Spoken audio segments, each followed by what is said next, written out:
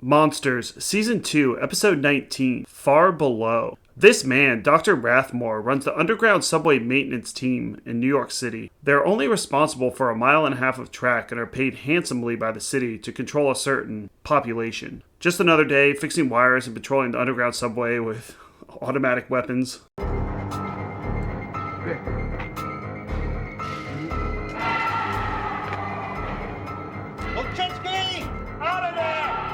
This 1.5 miles of subway track has many disappearances and murders. We then get a glimpse of what they're actually fighting. Snow Yetis.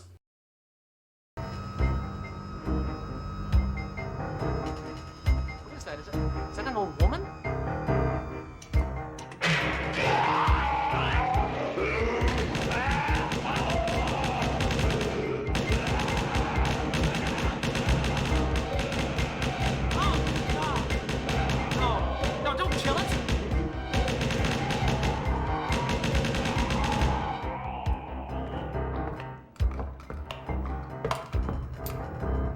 Are you crazy? What is that thing?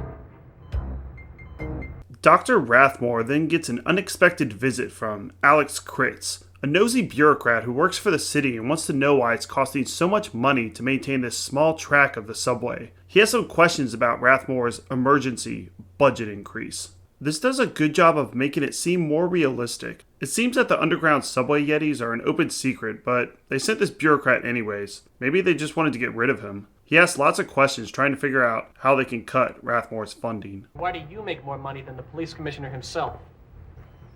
You ever hear of hazardous duty supplements? Riding the subway is hazardous duty. I'm just trying to understand why your department is line itemized as a division of police services, while your appropriations are handled by a special committee every year. Seeing that the conversation is not convincing the bureaucrat, Rathmore pulls out the big guns and shows him a Yeti that they keep captured, just in case they need to scare a nosy bureaucrat who even thinks about cutting their necessary funding, telling him the creatures live off human flesh. The pacing of Far Below is great, and the deft script by Michael McDowell, someone who was a friend of Stephen King's, pulls off what Stephen King does so well, making the impossible seem possible. By Rathmore explaining the city knows about the monsters and is trying to keep it a secret, it escapes the horror cliche of nobody believing the protagonist. Rathmore's highly paid employees walking around with machine guns and killing the monsters shows many people are aware of the subway Yetis. More thought is put into this story than average B-movie plots. They even discuss the pension plans of Rathmore's employees.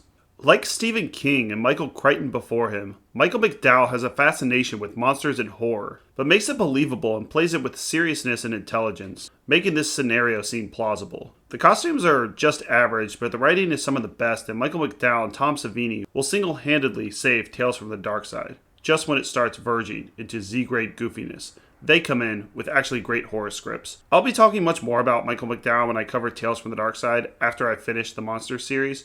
He wrote 2 Monsters episodes, this one in La Strega from Season 1. He had a much bigger hand in Tales from the Dark Side where he penned 11 episodes, all of them great. Rathmore explains that the creatures cannot survive in the sunlight, but he doesn't know what they are. But I do know, they're snow yetis, trapped in the subway. Maybe been there since the Ice Age. If we release this information, print some photographs, show a few tapes on the 11 o'clock news, how many people do you think would be riding the subway tomorrow? What would surface traffic be like in this city? That's why I'm here. And that's why I keep asking for money, Mr. Kritz. Because I and my men, we keep this enemy population in control. How can you say you keep it under control? What if one of these things got loose? Bright lights burn, literally. I mean, their skin starts to smoke. They'd never survive upstairs. Unless they went out at night.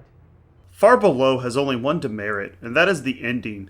We learn that Rathmore has a love and hate relationship with these monsters in the most extreme way.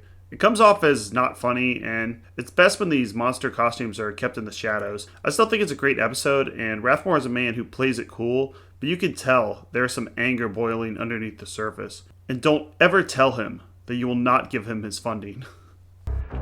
There's no need to worry about my recommendations, okay? You'll get everything that you asked for. I always do. But I can't let you leave. My wife is now feeding the two.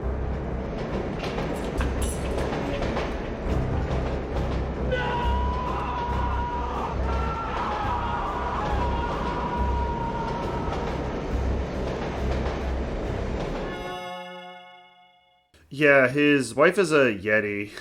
I'm at a loss for words. Some guys like Taylor Swift, Gigi Hadid, Ice Spice. Rathmore impregnated this. Bad ending, but far below. I still give you a 9 out of 10.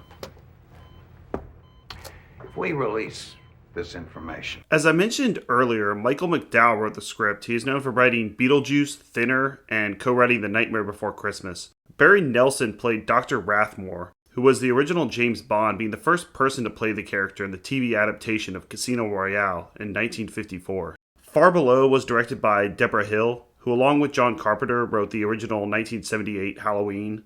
She also wrote The Fog, Halloween 2, and Escape from LA. In 2 weeks, we will cover 3 more episodes of Monsters. Episode 20, Microminds. Episode 21, Refugee. Episode 22, The Gift.